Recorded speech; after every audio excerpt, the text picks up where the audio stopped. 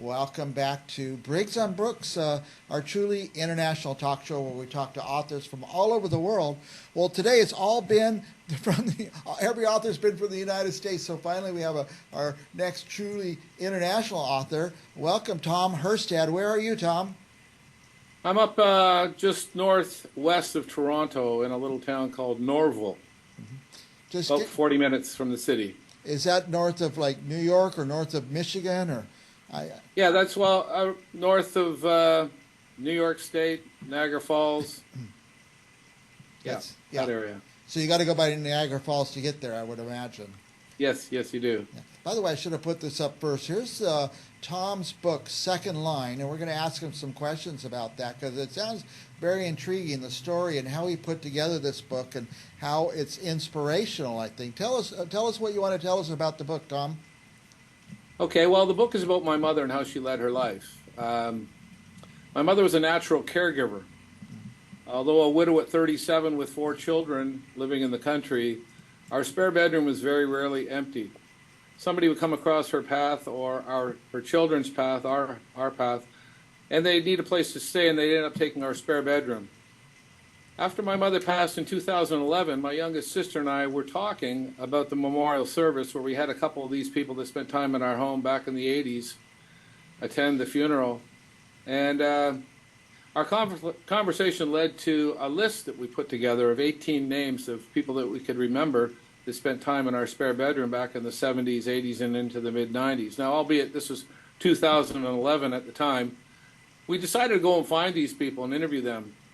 Through social media and word of mouth, we found all 18, and we interviewed them on how their time in our house and their relationship with our mother impacted their life. And it was very profound. Yeah, that is amazing. So it's a true story. You've kind of put together the life of your mom and your family. Yes, it's a story of a lady who lost the love of her life, had to reinvent herself, all the while continuing to pay attention to people around her and offering our spare bedroom and our home and her heart to others that needed help. So your mom had a pretty big speed bump there in her life, and then she opened a home to other people who hit little snags in their lives. That's right. She went into a depression after my father's passing, but she came out of that. But all through that time, she was still bringing people into the home every once in a while. Just again, she paid attention to people that needed help, a place to stay, a place to reload when, their life had offered them a curveball or a disappointment, and they needed a place to stay. They would end up staying in our home. And the home was on Second Line Way? It's Second Line West, yes. That's West. Why the Second Line West. The book title is Second Line West. It's the road that we lived on. We came up with a kind of a tagline, everybody deserved a second chance on Second Line West. Second Line West, yeah. Any anecdotes from the book you could share that are particularly amazing? Sure. 1984, Christmas, my mother was in Toronto. She locked eyes with a homeless lady. She walked over to this homeless lady and she said, "Excuse me, dear, what is your name?" The lady said, "My name is Rosie." My mother said, "Rosie, it's Christmas. Would you like to come home with me?" Oh, my gosh. Now, Rosie came to our house for Christmas.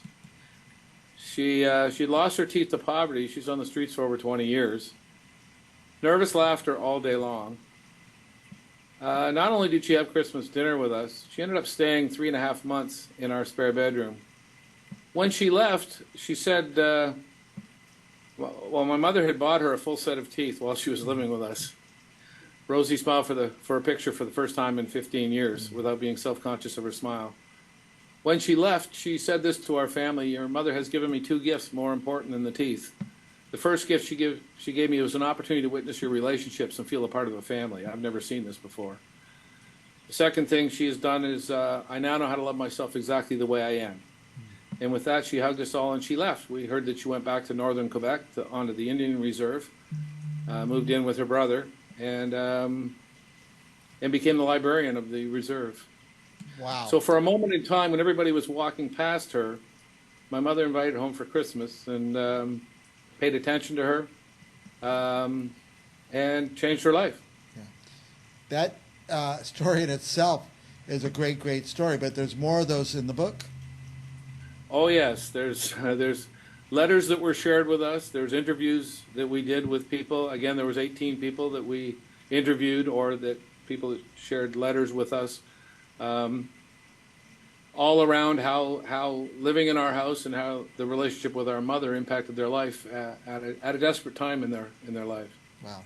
It's amazing. She'd just walk up to a homeless person and say, "You're coming with me." Yes, that's what she did. I think her message in this book, and it's being turned into a movie. Oh, yeah. A movie director's wife read the book and said this should be a motion picture. I'm a lighting designer by trade. One of my lighting customers read the book and invested in the screenplay. My youngest sister wrote the original screenplay for the film, being coached by Tom Schlesinger. So we're ready now for a production budget, and we hope to shoot next year in Toronto. Now, what is the message in the book and in the movie? I think this is the message. It came to me while I was writing, and I'm in a 1922 farmhouse here in the loft. This is where I would write, and pinned all the pages on all four walls. Allowed me an opportunity to change the chronological order, or see where I need to put more detail in some of the stories. But one night I sat back and I looked at these pages and I said to myself, why did my mother do this? And it's interesting because it was the first time I had that thought and that question. And I had lived through the years of people coming into our home and taking that spare bedroom. But at this particular night during my writing, I asked myself, why did she do this? And as I contemplated that, it occurred to me that I think we may be born that way. Born with an inherent desire, want, and need to connect and help one another. In so doing, we experience the truth of joy and fulfillment. It's not in the pursuit of things, wants, goals, money, again, things, that will bring us full fulfillment or true happiness that's sustained. You know, they call it retail therapy for a reason. It's short term. My mother never forgot that we're here to connect and help one another, and in so doing, we experience joy and fulfillment for real. And that's the message in the book. That's the message in the movie that we hope to plant. Yeah.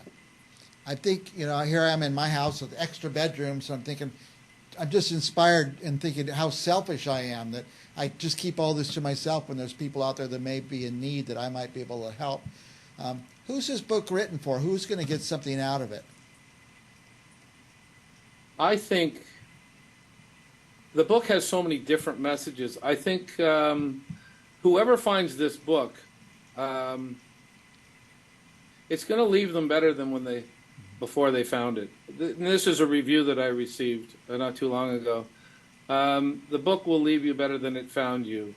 It will allow you to think maybe about things that that you can do, that will allow yourself to feel more fulfilled, experience more joy.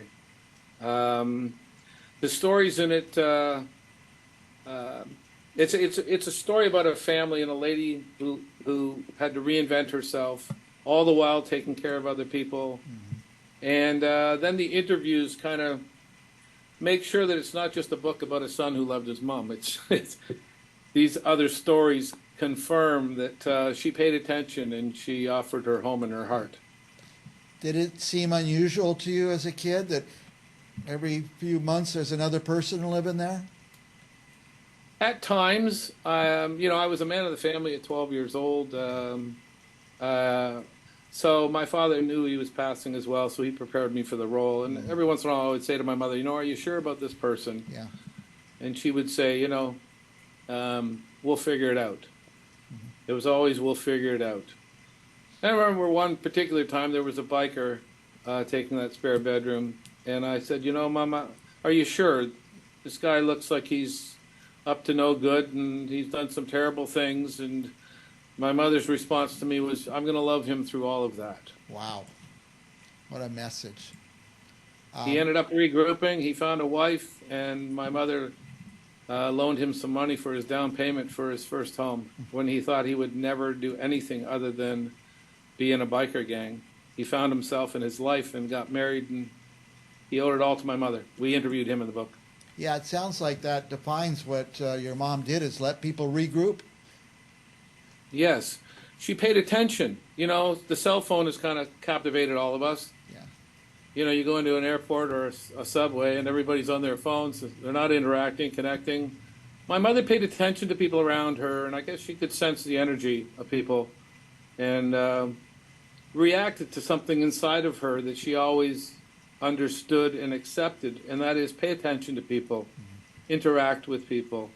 It's through that that we find ourselves, really. Yeah. To love another is a gift we give ourselves. So I think you said 18 people you talked to, or? Yes, we interviewed 18 people. It took us 3 years, but through social media and word of mouth, we found everybody. And do you think maybe there was even more than 18? Actually, there was. There was probably another 5, maybe to 10 that we didn't remember. Because some people would come in for a week, some people would spend a couple of months, some people would be in and out of the house. But she, again, she acted on instinct that I think we're born with, and most everybody has forgotten that we are here to pay attention to one another and act on this instinct that we have, a desire and a want to connect and help one another.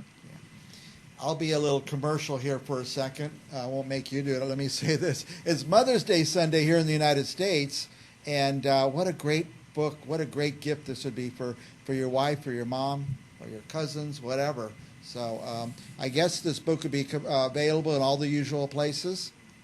It's on Amazon.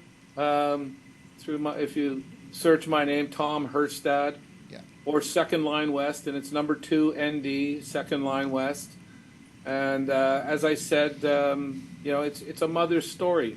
Some people have said, now that I've read this book, I have a mom. This was somebody that grew up kind of through the social system and never connecting with her original parents, and so it's a beautiful gift for Mother's Day for sure. There you go. By the way, is it Mother's Day in Canada this Sunday? Yes, it is. Oh, it is? Okay, good. I know you guys have different holidays than we do. Now, I have your website on the screen, web address. What will our viewers find there? Well, they'll find some of the backstory. They'll find I do some blogging on some thoughts and some information that I like to share with the community of people that have read the book, as well as preparing for the audience, the community of the movie. Yeah. There's also a blog there on the complete backstory, which is how the book went from an idea one night. And I actually visited my mother's Facebook page about 3 weeks after her passing. I was reading the comments and looking at her pictures, and I leaned into my laptop and I typed, there'll be a book written about her life that will become a movie one day. And that's still on her Facebook page. So the backstory takes you from that thought, that night, all through some serendipitous events that took place that were pretty amazing. The way I got this book published initially was I went on a trip to Cuba, and a lady beside me, a best-selling author, independent publisher, writing coach. Not only on the way down, but on the way back, I was sat directly beside this lady, and she has my mother's birthday. Oh, my goodness. That's how the book was published. Yeah. And then from there, it went on to me being misrepresented as somebody else. Somebody thought I was a guy named Mike, and I wasn't. We got into a conversation, and he was an author for sci-fi. We got into a conversation about my book. He said this should be a movie. I know a movie director. He's way too busy, but if I get this book to his wife, and she likes it, who knows? Yeah. That's how we got the movie contract. Again, and as I said, I'm a lighting designer by trade, and one of my lighting customers invested in the screenplay to get us to a point where we're ready for a production budget. Get it where you need to be. It's just such a great story, not just your mom, but what you went through so many of our viewers are prospective authors trying to get through writing a book, which is the hardest thing in the world. then to get it published and get it to the point where it can be a movie. Congratulations, Tom. And I can't wait to Thank read you. this book, and I think my mom will enjoy it. And she'll be surprised for Mother's Day. I can say that because she doesn't watch my show. So Oh, okay. this book will show up for her. Thank you, Tom. Any last thoughts about you or the book? Oh, let me speak to any of your listeners or followers that are considering writing. And just this came to me as you were sharing that yes, this is a dream come true. Yeah. I wasn't supposed to write this book. My youngest sister was supposed to write this book. She got writer's block, and then I decided to take it on. And I actually came into the house one night and I typed on my laptop, "How do you write a book?" And James Patterson came up on the screen.